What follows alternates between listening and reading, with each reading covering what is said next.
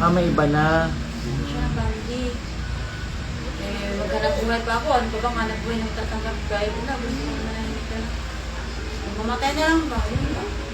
Kasi di ko na kaya buhay ng anak ko. No, ayaw. Hindi ka din, te. Ayaw ni Karen.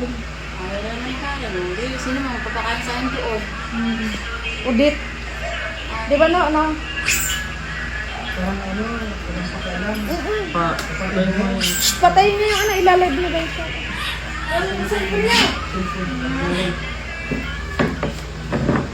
O paano yan? Ayaw mo pala siyang kunin. Nahanap na yung pamilya. Paano yan, te? Saan ka tutuloy?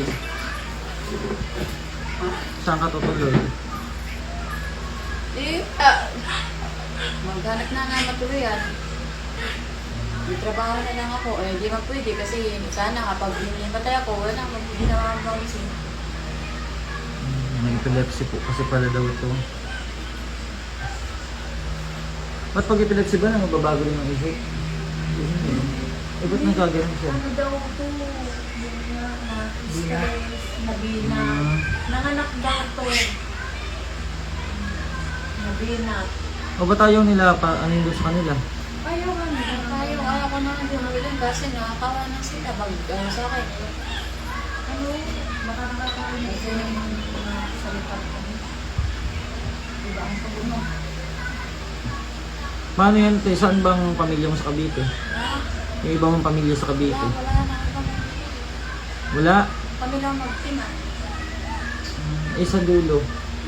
Yun si ano nga daw, contact yun. Kasi nasa loop pinakawalan ni Karen.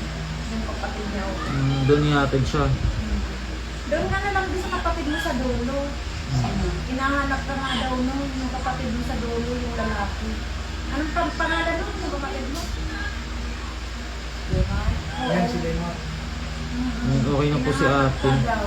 At kailangan niya ng tagampahinga dahil Eh, sobrang stress. sinunduhan lang ako doon sa ayaw ko, hindi ko kaya umuwi. Ano yung pangalan niya? Ano na? Arvin. Arlene ang tunay yung pangalan, no? Si ate Arlene.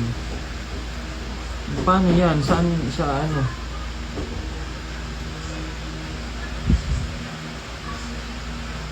Ba't yung ba anak mo walang trabaho? Wala pang pamilya?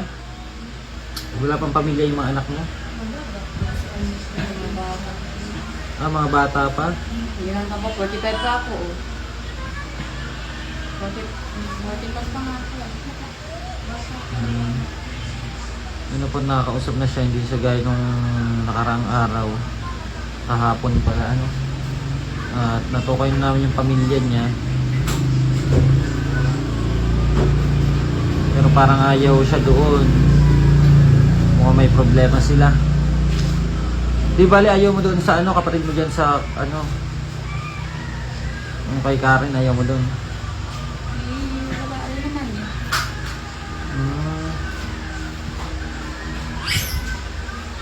Eh, paano ba siya napadpad dito?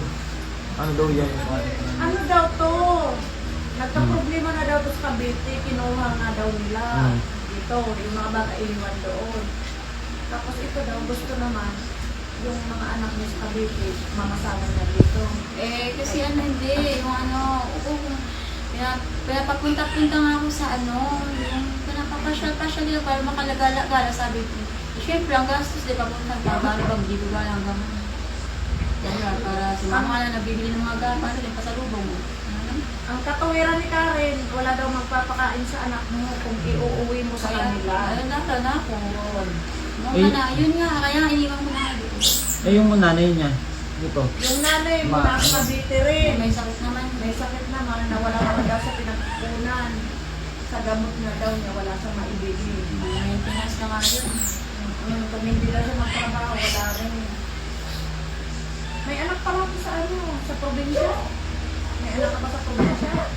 Wala na dito, nasa Samar. Sa Samar, meron ka daw anak pa doon. Sabi ni Karen. Wala lang naman, pabayaan lang nila yan. Kalsada, hindi pwede. Kailangan pa rin nilang astusun ito. Sabi ko nga, buti nga ako kami ang nakakita. Nakakaawa. Naglalakad wala sa sarili kung nabagdaan. Kaya hindi namin pinigilan na din sa Yung ginagawa niya pala kapon, hindi niya alam. Ito, Wala. hindi niya hindi alam nila na ganun. Hindi.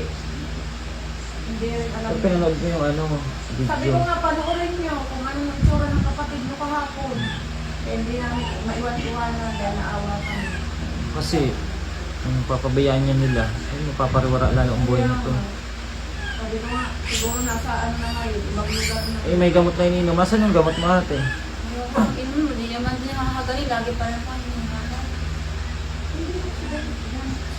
Hmm? Hindi naman gamot sa ganun. Sa epilepsy. Epilepsy daw. Sabi, Silang hindi ako naniniwala doon. yung sa ulo, uda. Eh, paano yun? Hindi ka naniwala dun sa gamot na yun eh. Yun ang pag sinusumpong ka, dapat mainom mo Hindi, yun. dito nga pag umiya doon, na hinihimatay ako na. Yun yung sa epilepsy. Sinikmura lang ako yun. Pag sinisip mo, Mahirap, nakakatakot pa. Pag nahimatay. Pero yung mga ginawa mo, yung mga nangyari kahapon, alam mo yun. Hindi. Gusto ko lang na gala-gala, yun lang. Pero wala na, hindi ko na, ayaw ko, kasi gusto ko na manahin talaga, mamatay. Bakit iniisip mo yung ganun? Huwag ganun. Wala kang kain-kain, no? 2 araw ka walang kain-kain. Wala naman, ito yung kumain naman ko ng pag-alis ko, kumain naman ako. Pares? Pag-alis ko to, Pag-alis mo. paglabas ko ng, paglabas ko ng, Kasi kakaiba talaga yung ano yun. ng gabi. So, yun, nakita natin. oh, yung dalawang gabi na daw yung wala. Kailangan, asikusin nila to. Kunin nila si ate. Tanggapin nila kasi pamilya sila eh. Yung responsibilidad nila hindi dapat ibigay nila sa ibang tao. Buti nga nakita natin to. Dahil kung di natin ito nakita, ewan kung saan na ito nakarating. Mga pahamak pa ito sa kalsada. Yung ang daming ano sa katawan. May nagpapaano sa akin. May nagpapa.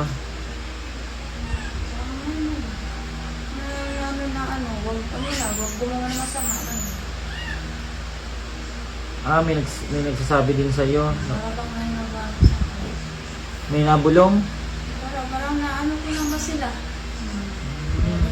Tapos meron din nagsabi na gawin mo yan, maglakad ka. Parang na ako nasa ibang mundo na.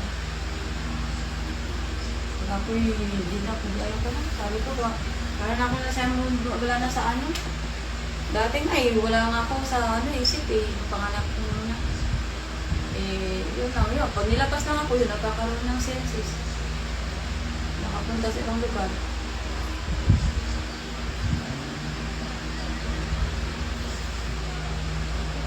Wawa naman. May ano pa Ako naman. lang, sa amin magkapatid, yun lang yun, ako lang eh. Tapos parang ngayon na, yung dito lugar sa tama, ganun lang. No. Tapos yun ako, gumawa na lang ako ng maayos na eh. Yun nga, nabuntisan, yun nga pag yun. Pero naalala mo yung para kang manok, nag-cook, Parang kung umano yung dito ko lang. Ganun na, parang,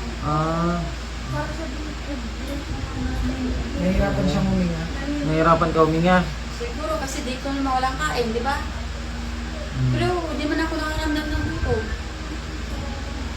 Kasi yung isip mo nga, nag-iisip ka ng nag-iiba yung isip mo.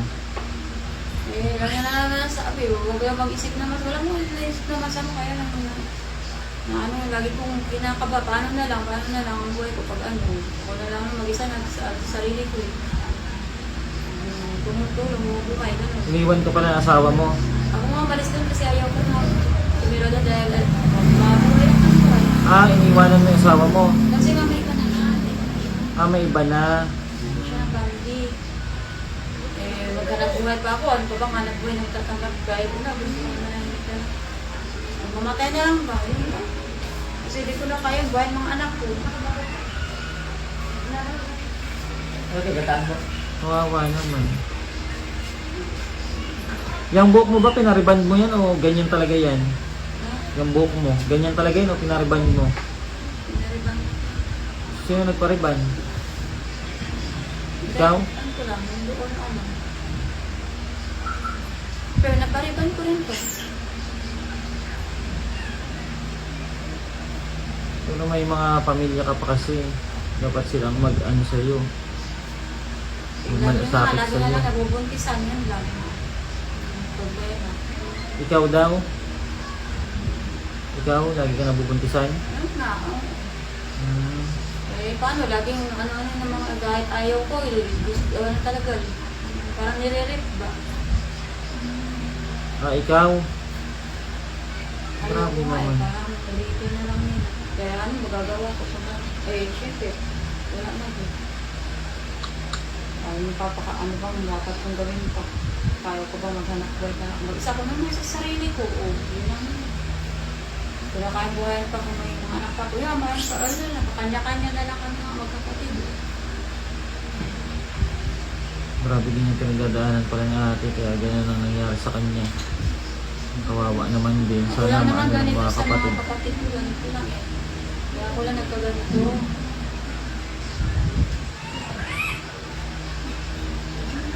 Kaya wala naman ako pang ano eh. Sa family ba? Ayos naman family ko, basta okay naman, yun lang, mabuntisan na nga rin siya hanggang ano lang, yung mga anak ko eh, diba? Mga maliit pa kasi, iba. Iba-ibang tatay. At saka yung tatay na ganun din. Diba? Grabe yung ano pala ni ate pinagdadaanan. Kaya gusto ko na pangalinis ba, mga malinis na lang na ano. Ayun na lang, kaya gusto na lang mama kaya. Ganun ako, kung may tayo ba yung mga anak ko. Eh kasi may lupang ako, di ewan ko lang ako, sabi wala daw, di ba? Hindi ko rin kayang patayuan, hindi ko lang mag-isa. Grabe pala yung ano niya. Nagdadaanan niyang problema. Kaya ganun ang nangyari sa kanya. Pero ngayon po okay na siya, nakakausap na ng maayos. At nakapagpahinga na rin. Kaya sana mapanood ko ng mga kamag-anak pa niyang iba para maano naman si ate. Maasikaso niya naman at kawawa naman. Kung sa kalsada to, nako, baka napahamak na to. Maraming salamat po sa inyo mga kababayan. God bless. At ito po yung kwento pala ng buhay ni ate. Ano? Yung natagpuan natin kahapon na ano dun sa kalsada, katulala, naglalakad. Ang ang dami niyang galos sa katawan. Maraming salamat po. Thank you so much.